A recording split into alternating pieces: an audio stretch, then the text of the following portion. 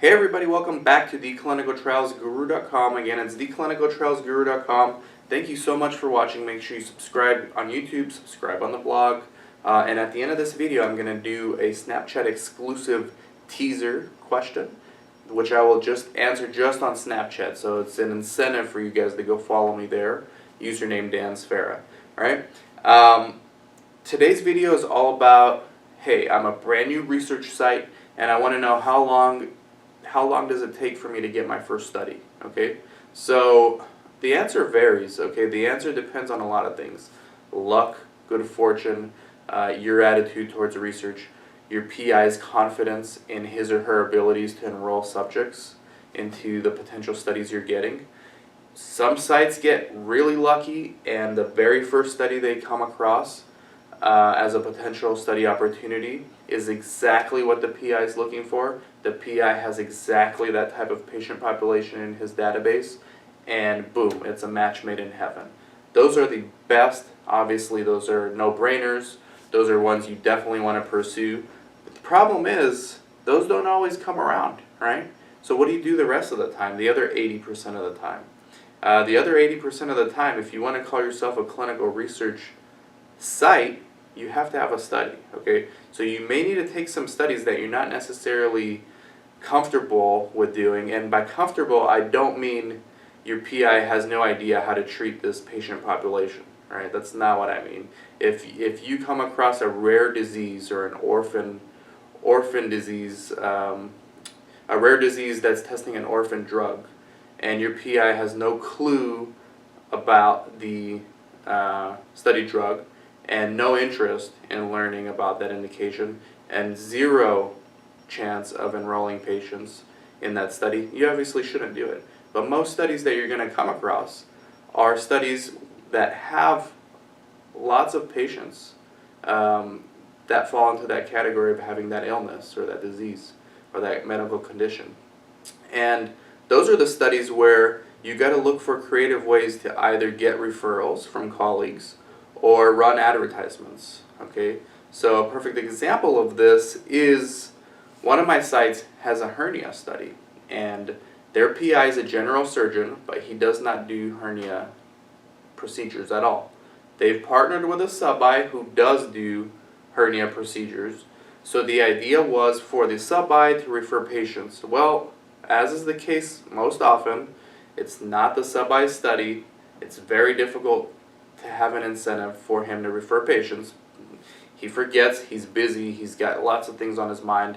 Clinical research study, this particular research study which he's a sub-I on is last of his list of priorities, okay? So they're not getting referrals from him, so what do? Well, most studies have recruitment ads and recruitment budgets, okay? So they ran an ad, they partnered with ESPN, because the majority of hernia sufferers are males, and the majority of ESPN audience, viewers or readers or subscribers are males. Match made in heaven, phone started ringing off the hook. They're not using their own money. It's an IRB approved ad. They're now busy pre-screening subjects. Hopefully, knock on wood, gonna be screening and enrolling very quickly. So that's an option, okay? Another option is ask the sponsor if there's going to be a central ad campaign going on. What a central ad campaign is a sponsor runs ads in each of their research clinics' markets, and they pay for the ad, they run TV, radio, online ads. They'll literally refer you patients for free just for you to screen them and hopefully enroll them in the study. So for these kind of trials, the one thing you don't want to do is take on a study where you know you're not going to be able to enroll anyone, right? The worst thing you can do is take on a study, promise them that you're going to enroll patients, and then put up a goose egg, right? Put up 0. You're probably not going to work with that sponsor again. However, and I've been told this by numerous CRAs, if the study's difficult, as long as you at least randomize one patient, you're still in the ballgame and you're still going to be around for the next study that comes around, provided that one patient, you've provided good data, very little, if any, protocol deviations, very few queries, and the patient completed, and you're providing good quality data to the sponsor, they're going to come back for the next studies that might be a different indication, that might be more appropriate for your site. Okay, so a lot of PIs, especially when they're brand new to research, and this makes sense, they get nervous and they only want to take on a study where they know for sure that they're going to do well on. And again, as I said at the beginning of this video, that doesn't often happen. So sometimes you've got to strengthen your referral network, and that's going to be your job, the research site owner, not the PI's.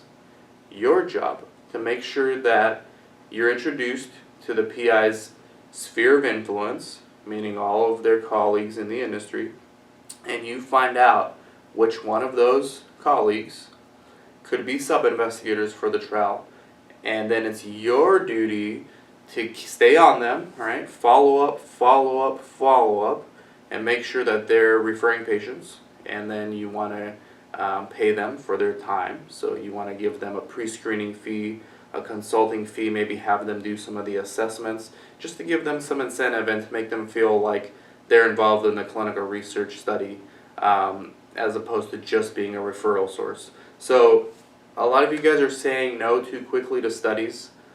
You should only say no if your PI for certain is telling you that they're going to be able to enroll 0 patients, or if the PI has no idea what medical indication the study is involving, and or if the PI doesn't have any colleagues in his sphere of influence that could be sub-investigators and share their expertise on the study with him. Those are when you should say no. But for the most part, in 80% of the cases, you could do it. It's just going to take a little more work on your part. So to answer your question, your first study can come as quickly as 1 month. It can come as long as you can wait. It can be 12 months until you get your first study if you're extremely picky and selective about which trials you're taking, which you can be selective later. But if you want to get started, I'm a big fan of speed, and I think that speed is very underrated when it comes to starting up your clinical research site, because you're going to make mistakes, right? You're going to make mistakes as a startup. You might as well get those mistakes made sooner rather than later. And so find creative ways to take on studies that your PI may not necessarily think he or she is capable of doing right away. And if the only issue is finding the patients, well, you can find the patients, right? If the issues are the PI is not comfortable doing the assessments and you can't find sub-investigators to do those assessments, well, then I don't think you should take the study. On average, the average amount of time that a startup research clinic goes from not having a study to getting their first study is 3 months. All right, so if you can hold on for 3 months, being reasonably selective, right, not completely stubborn about the studies that you're going to be taking, but reasonably selective, like I just outlined in this video, 3 months is a good number. If it's taking you longer than 3 months, something might be wrong with your site, especially if you have had several site selection visits and then you still didn't get the study, right? Then I want to check your operations and how you're handling these SSVs, the site selection visits, okay? So hopefully this helps. 3 months, don't be too stubborn about it. You might get lucky, in which case jump all over it, because those opportunities don't come around that often. So yeah, hopefully that helps. And now, here's my teaser question for Snapchat. Alright, so if you want to know the answer, you got to go follow me on Snapchat. How does one, either a CRA or a study coordinator, and I'll reply to both, how does one prepare for a database lock in clinical research, right? Answer on Snapchat. Dan Sfera from theclinicaltrialsguru.com. Take care.